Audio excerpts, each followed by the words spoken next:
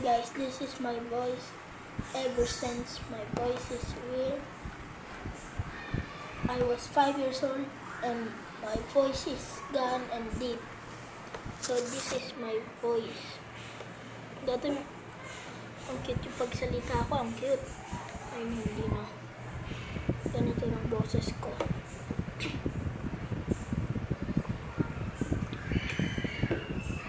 Kaya yun, ganito lang. Kaya mahirap magsalita.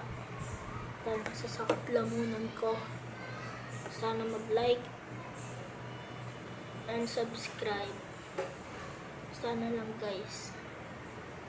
Pag walang subscribe, kasi nag-nood lang ako ng YouTube, may subscribe sa akin eh. Hindi ko alam sino. Kung mayroon subscribe sa akin and like, sana mag-like and subscribe kayo. Please lang, kasi ganito lang boses ko. Kailangan ko maging famous. Tsaka lahat ganito buhay ko. Tsaka walang grade 4 pa lang ako. So, mga classmate ko, nabubuli nila ako dahil sa tabako. Kaya yun, nagpaplano ako. So, na yun, wala kami pasok. Yun mga grades ko, 75, 76, 67, joke lang. 76, tsaka 75. Mga lang yun. Tsaka lagi na lang paulit-ulit.